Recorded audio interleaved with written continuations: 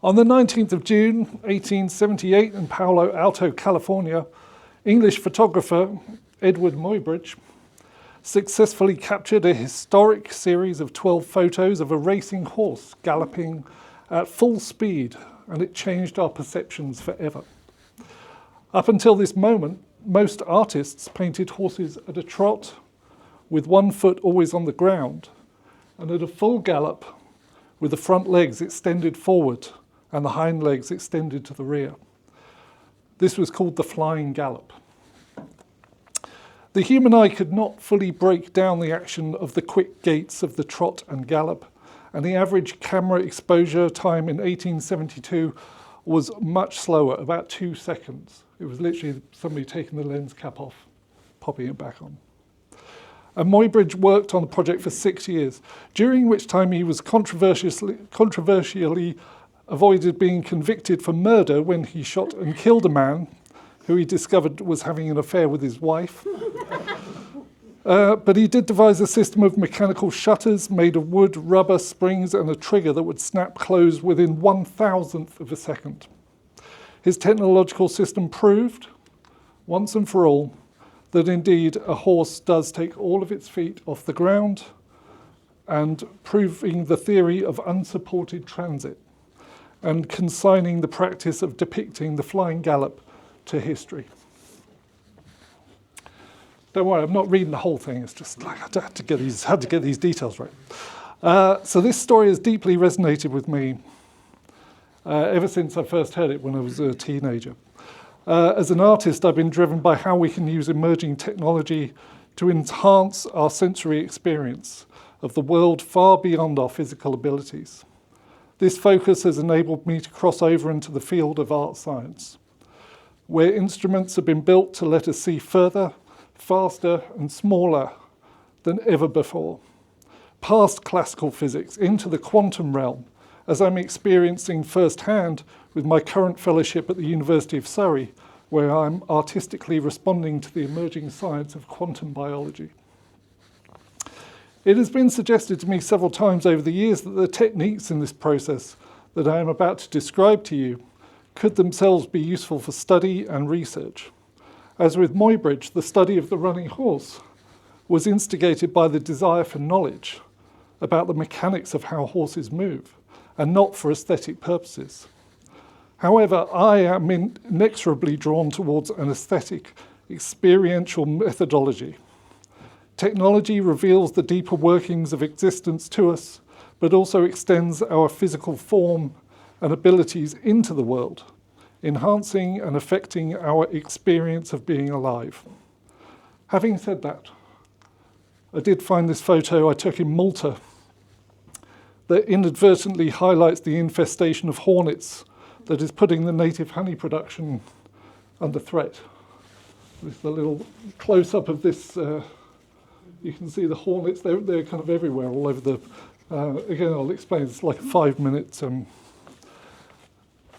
exposure. So, while we strive to divide up existence into smaller and smaller parts, our physical being cries out for a human-scale experience, to have some innate understanding of our body and mind in relationship to each other and to the universe, to marvel at the interplay of movement of ourselves and everything that surrounds us, dancing through time forever.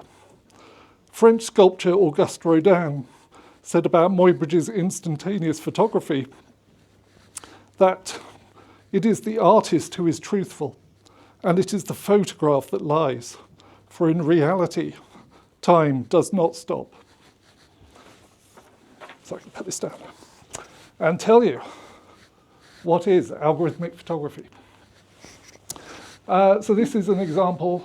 It's one of the pieces that's in the show, and this is Brighton Pier here. And I live in Brighton. This is Brighton Beach, and these are sort of seagulls hovering over unsuspecting tourists, looking to steal their chips. Now, time-lapse photography is obviously nothing new. I'm sure you have seen many images of traffic at night and stars. And the reason why these images kind of exist is because film and camera sensors are light sensitive. They are just receiving the light from the world. And if you open up the camera lens, the shutter rather, and just let the light pour in, you will record the light over a period of time. Normal photographs are obviously very, very short-lived. But at night, where it's dark, you can have these trails of points of light. This can be used very artistically, and it can range from a sort of tool to kind of the effect of motion blur on photos. Now, this is not a controllable part of the thing. I mean, you can limit the shutter speed, but that's it. That's all you can do in terms of deciding how much light gets, how long an exposure you're going to take. So this is where sort of algorithmic photography comes in. Using an algorithm, or many algorithms now that I've developed, it allows you to decide per pixel of the image what parts of the image come through and what parts don't. So, for instance, this is one of the stills images from the picture that I showed you previously. That exposure is made up of a 5-minute video, which is 7,500 frames like this. And for each frame, I go through and I decide which pixel gets through, which doesn't, how do they get mixed together. I will go into more detail about the process in a minute. So hopefully you can sort of see the relationship between the two images. So fundamentally, that is the process. Now, this is something I've been working on for the past 8 years, I think, in terms of actually producing these kind of images, developing new algorithms, new techniques, using different hardware, and again, I'll talk about that in a second. But I did want to, in the spirit of CAS, I wanted to talk about the inspiration for the process, and I promise this isn't like a sort of life story, although you might, like when I started, you'd be like, oh God. But I wanted to draw a direct line through the experiences that have taken me to produce this work. And I think,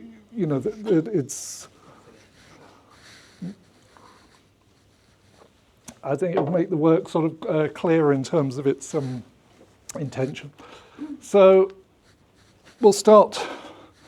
And this is what I mean, like my very first thing that I remember ever was King Kong, black and white film, 1933, on a small black and white TV set in a flat in London. That is my, I must have been like 2 or 3 or something. It was like the first thing I ever remember. And Willis O'Brien was the guy behind the animation, the stop motion animation. And I really got into stop motion animation and really loved the whole way that it was sort of done, because it was breaking down time. It was breaking down motion. It was breaking down our understanding and going from a kind of Muybridge thing, where we're breaking the world down into this understanding through time, and then showing our understanding by putting it into practice by creating these effects. Ray Harryhausen worked on Mighty Joe Young with Willis O'Brien, I think, on other things, and became one of the greats of this kind of model animation. I'm sure you recognise some of these things from Clash of the Titans and Jason and the Argonauts. And I really sort of followed in this footstep. I've got a Super 8 film camera, and I met him. He was in Brighton in 1987 at this science fiction convention, and I went to go meet him, and I was like, Ray, I'm doing all this stuff. And he had this incredibly wonderful deep voice, and he just said, "Stick with it, kid." and for some years I felt like I'd sort of failed him, but now I sort of feel like it's just sort of, I've gone a different route. But at the same sort of time, there were all these sort of special effects, like it was a real sort of these golden age of manual models and creating these sort of special effects, which obviously goes back to, George Méliès and all that kind of false perspective and all these kind of amazing tricks. There was actually this other contemporary of Muybridge, who I didn't know about at the time, but I've actually only found out about fairly recently, but I really wanted to mention him because the images that he produces are far more like my images. But this was back in 1882. Is a French scientist called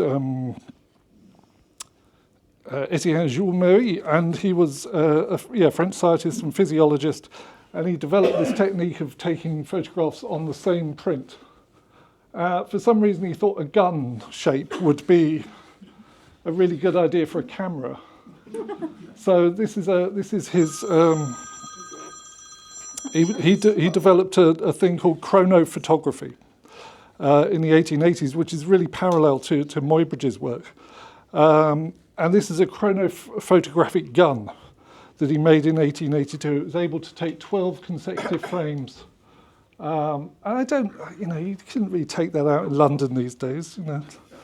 That would not be particularly acceptable.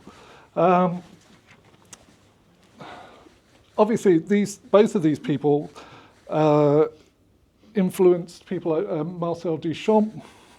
Francis Bacon did projects directly referencing Muybridge. I was really into cubism, the breaking of the point of view of the observer, and also time and how time is represented. Had a great interest in abstract and experimental films, so particularly Meshes of the Afternoon by Maya Deren, Un Chien d'Andalou by Louis Buñuel. Especially this scene with the guy dragging the piano in with the, I think that's Dali actually attached to the piano and being dragged in, which is a sort of early form of video sculpture, which is another thing that I'm interested in.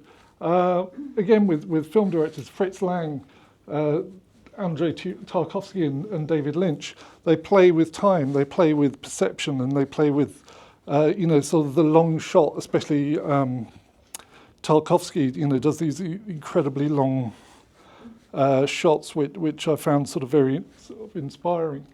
But none more than Koyaanisqatsi, which I'm sure many of you are familiar with. Music by Philip Glass. Ron Fricker was the director of photography. It looks a little dated in parts now, but as a sort of testament to sort of tour de force of vision, it still really stands out. It's without any narrative or spoken narrative, but there is a narrative about how life is out of balance, including these incredibly sort of speeded up time-lapse shots of people driving around. And again, it was, Sam, I think we've watched that a few times. So yeah, it was very influential for me. And of course, I could not avoid mentioning Clive Sinclair and the invention of the ZX81, which was my first computer. And really derailed my interests in pretty much everything else. So like all the Super 8 stuff, all this was pretty much just went on computer, teaching myself programming and everything. And I met Clive Sinclair, and I'd had a couple of glasses of wine, so I got the courage to sort of go up and introduce myself. And I just say, look, I just really wanted to say thank you, because you really affected the course of my whole career. I will tell you what he said, but a bit later, because it's sort of relevant. So I went back to Muybridge. This is a book that I had, and this was a series he did about this sort of running man. And I scanned, the first time I ever got a scanner, which was, I was working, it was like 1989, I had a Commodore Amiga and a Genlock and all this sort of stuff, and I scanned this image at like, 640, 480, or cut them all up, reanimated them in the first fully digital work that I ever created, which was actually for my A-level project, and I did this sort of 6-minute tour de force of just every technique I could do, and they absolutely hated it, and almost put me off computers and everything. But I did write a book. This is a book on the Dorling Kindersley, Essential Computers, Digital Photography, in 2000. Available on Amazon now for £23. I did say it for 65p at one point, but you missed that now. So anyway, so this is not a short thing that I've been doing, like my interest in photography, my interest in digital, and the combination of the two. So how this sort of manifested itself was in the sort of early 2000s. I learned about the VJ scene, doing live visuals with music in club situations, and I thought, this is great. I can program effects at home during the day, and then go to the club in the evening and perform in front of an audience, and hopefully this worked. Yeah.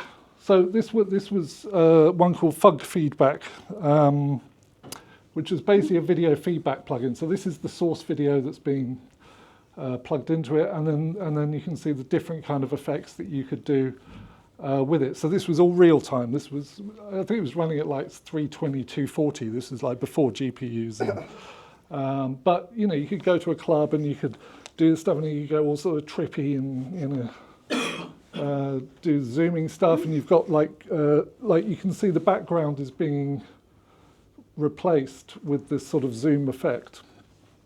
So you can see that I'm starting to play with extracting parts of the image and creating a time-based interpretation of it.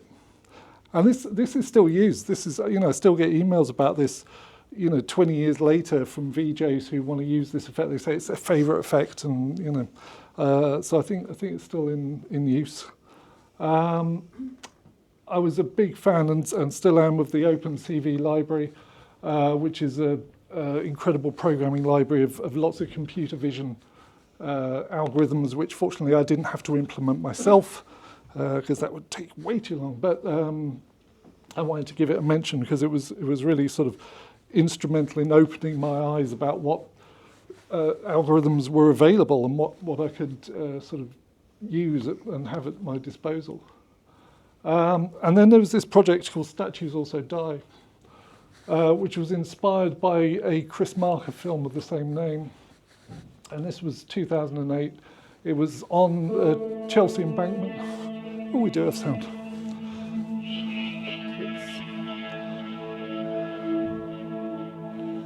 Where is it? We don't need that. That was Martin A. Smith, a very, very lovely sound artist who I worked with on this project. And we did a series of video mapped installations along the Chelsea Embankment, projecting on all the statues. And this was a screen-based piece, and he wrote a soundtrack for each one, and I did the videos.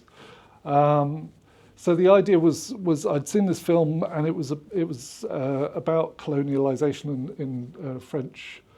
I'll do a terrible description, but basically it was the idea that statues, if you stop looking at statues, they die.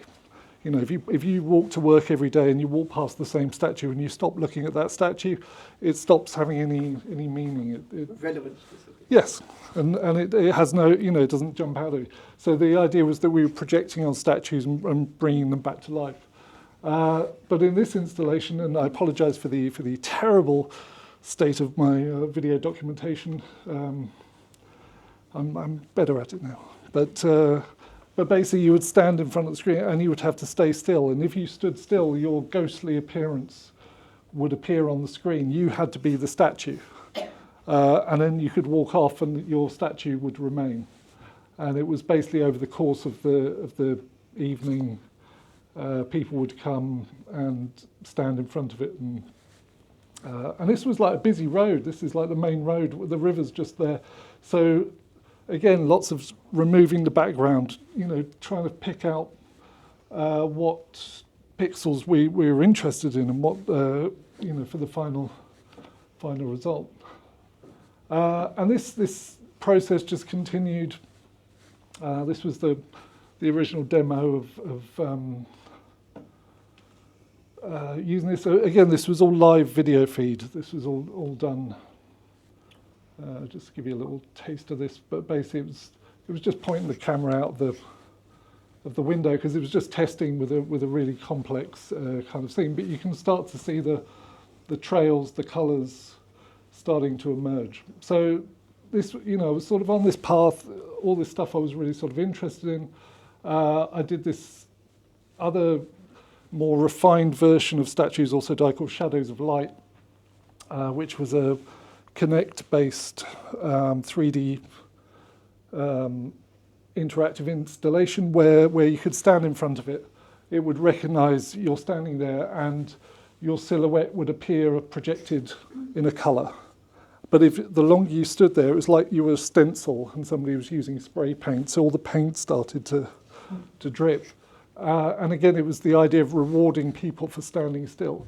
It was playing on the idea that if you like at the time in the Louvre, they measured how long people looked at a piece of art, and it's like 4 seconds or something. So I sort of playing like you had to look at this artwork for quite a while, but to really get the most out of it. And that might be in the Tate tanks. A bit proud of that one, that it was shown there. And this is the first algorithmic photography, or photograph. This is again using a live camera. It's out the window of Anna's studio. Not particularly salubrious environment, but that was kind of, this really appealed to me. Like I didn't really know what was going to happen, but you can see like all of these, the colours are people walking. So if they were wearing, it was a nice sort of sunny day, and if they were wearing a nice bright colour, it would trace them, and I didn't know that it was going to kind of turn out so sort of beautifully, like so distinct, and you could see the sort of, certainly very abstracted, but you could sort of see this river of colour that people had sort of made. This was 2015, and this was like, oh yeah, this is great. I'm going to do this now. This is a really good technique. So, also coupled with the fact that we, myself and Anna, we travel a lot, for artwork, art installations and residencies or whatever. And I get really itchy if I can't do something creative, So the idea of sort of traveling with a very small camera and being able to go around the world and wherever you are, just like take photos and, was a way of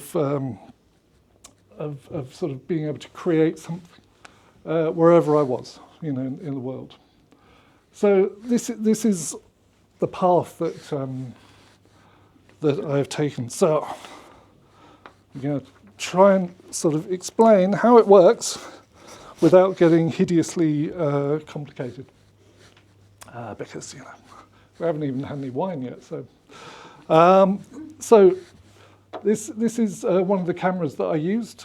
Very, very small little GoPro 6, I think this is. I was using like an earlier GoPro initially, and I've since upgraded to DJI Action 4. Again, it's like every time I do, you get a bump in quality, you get a bump in resolution and all the rest of it.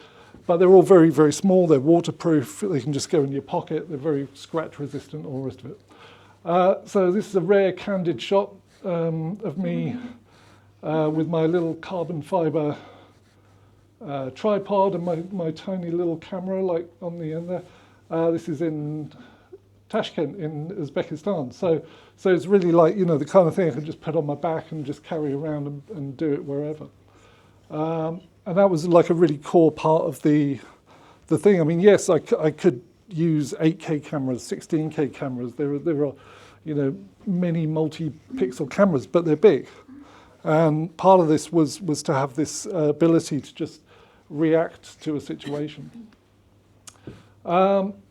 So the sort of technical aspect, just to give you an idea of the amount of data that flows through one of these images.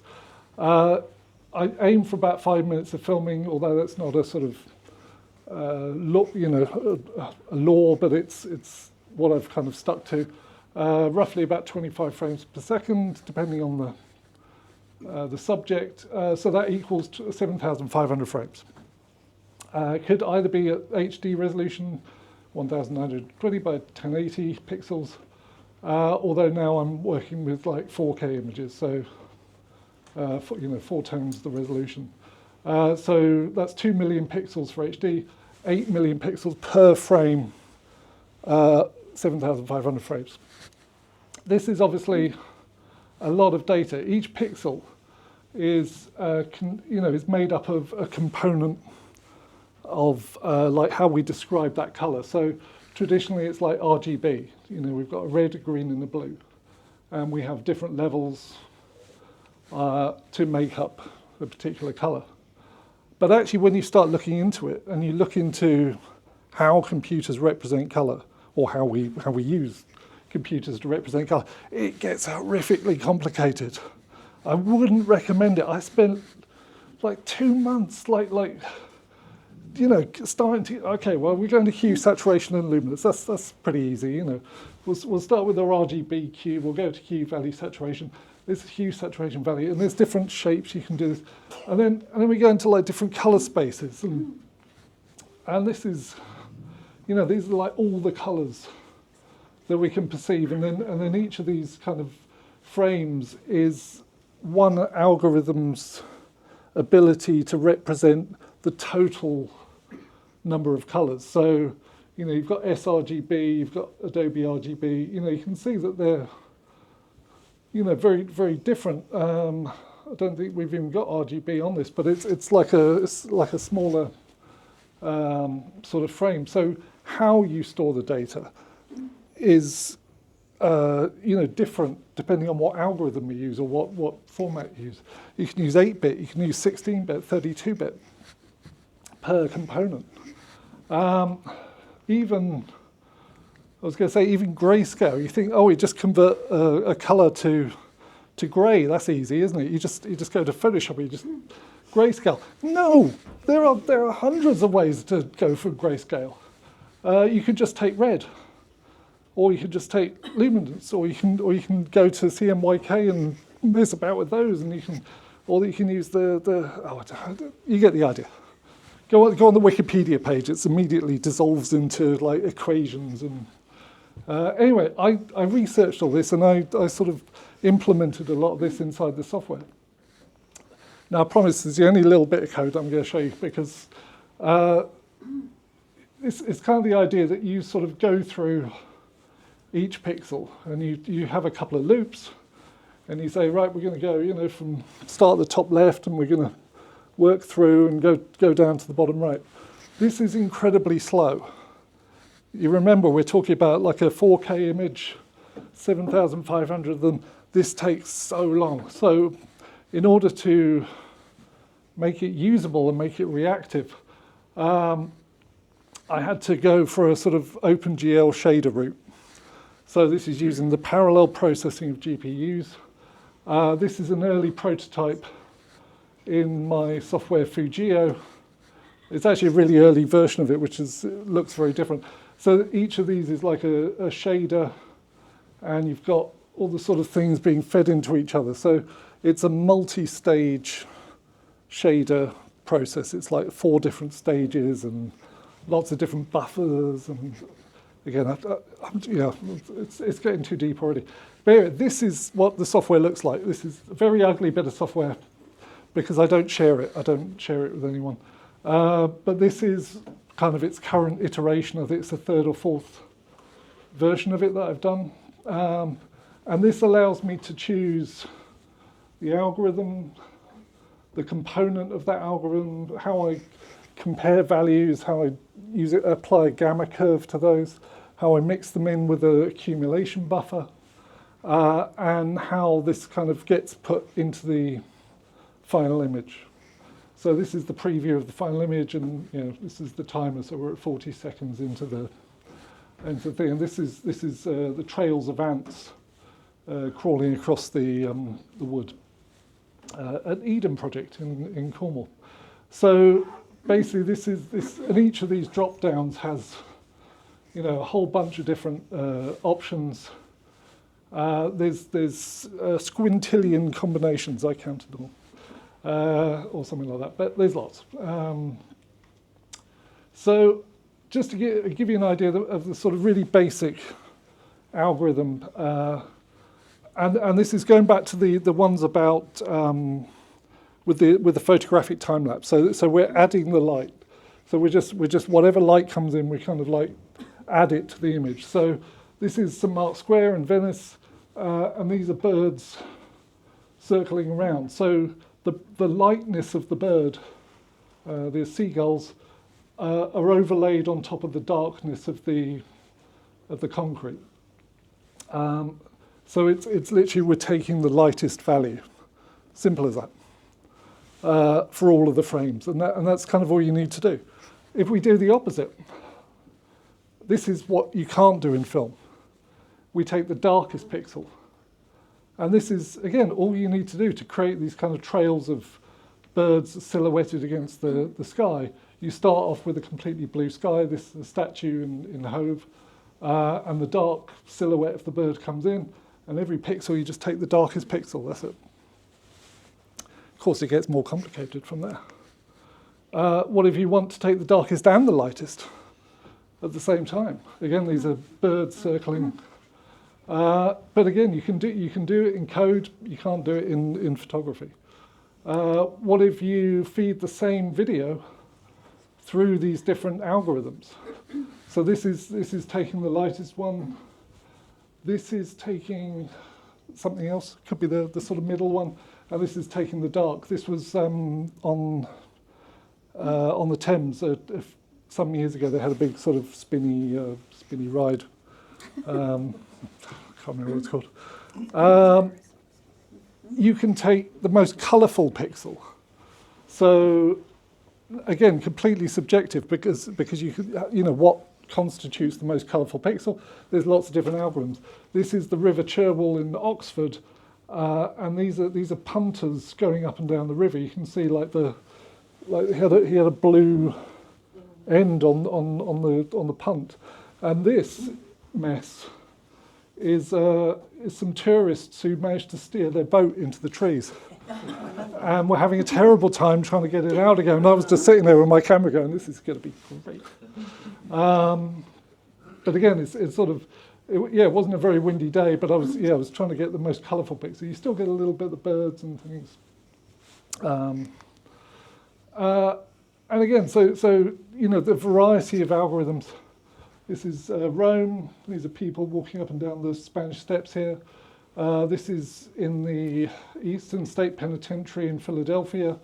These are sort of shadows of people, which looks really ghostly and beautiful place if you ever go there, most photogenic place in the world. This is in Birmingham, again, sort of playing with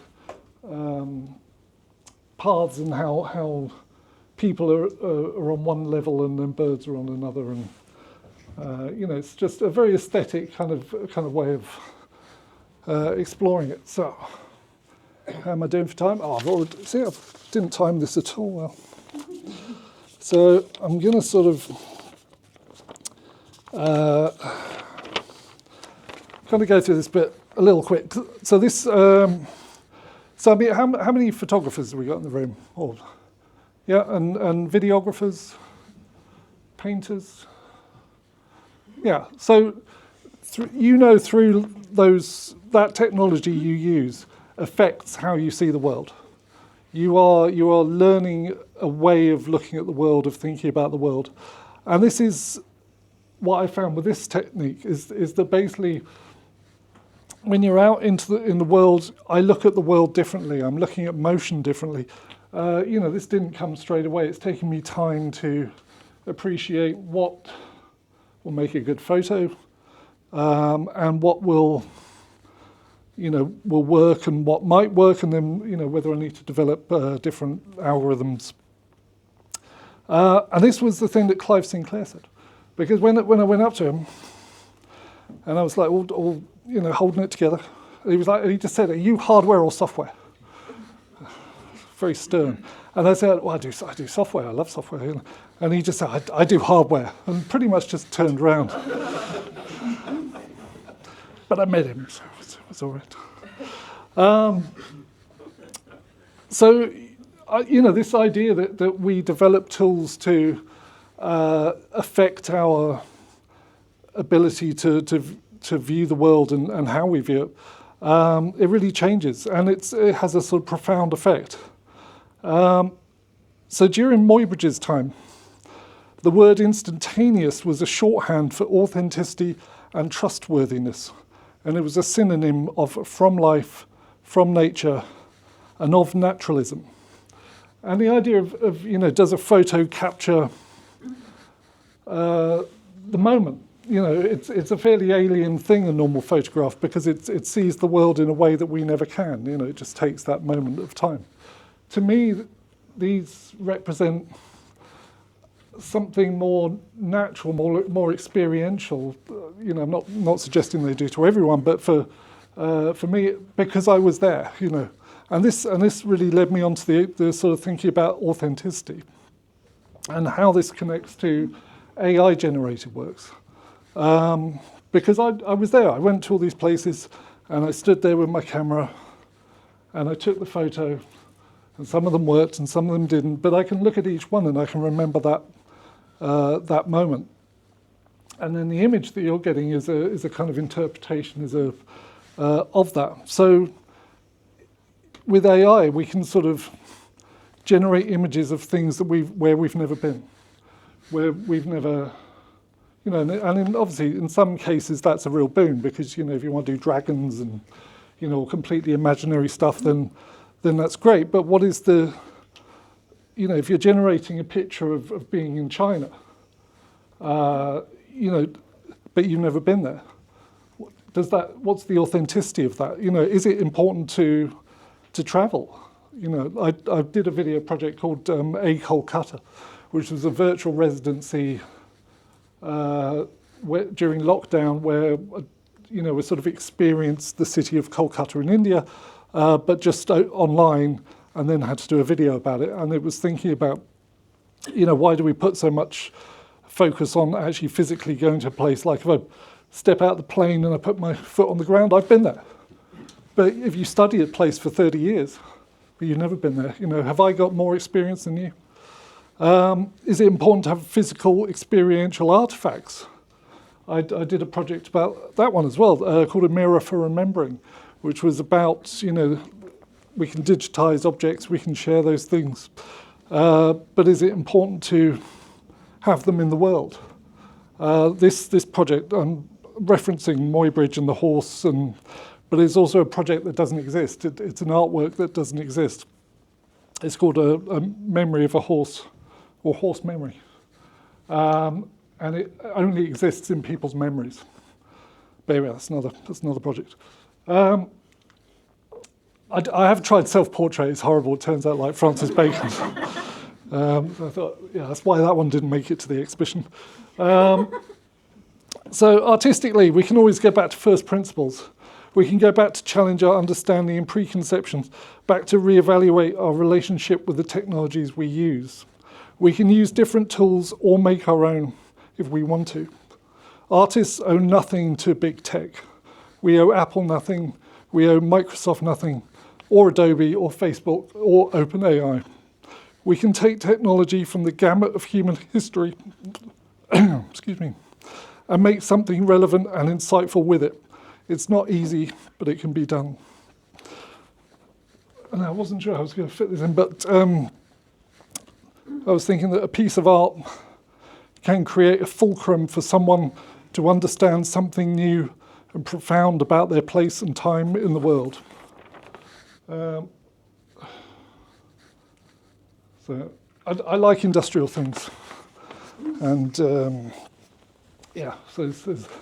there's very abstract ones. These are sort of ones that just kind of show the different ways I've been exploring this medium. I was checking the kind of the folder of images I've got. It's like over 1,000 images of various techniques, and it's in Heidelberg, I think, wasn't it? Changing different colours. Yeah, horrible.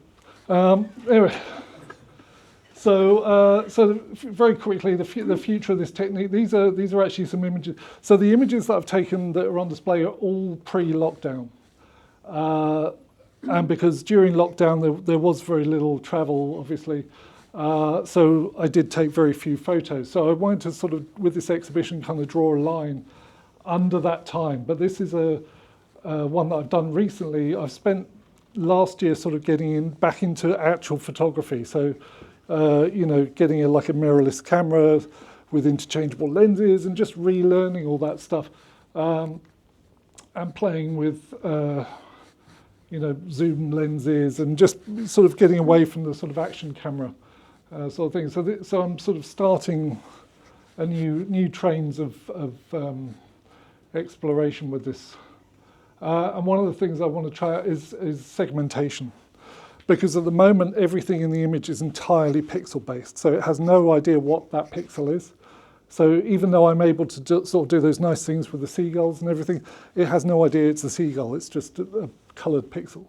So, but with segmentation, obviously we can use algorithms to say, well, that's a person, that's a car, that's a lamppost. So I want to create, you can probably imagine what they'd look like, sort of these sort of images, but using segmentation to create the masking for the objects. And that's it. So there's my details. You can see more stuff and find me on social media and things. Just want to say thank you very much to Sean Clark and Paul Brown and Francesca Franco for doing the interview in the catalogue, and Anna for not getting too annoyed when I take my photos. And for the assistance in preparing for this exhibition and events, and to Kaz and the BCS for hosting, and to you all for coming. It's been very nice. Thank you.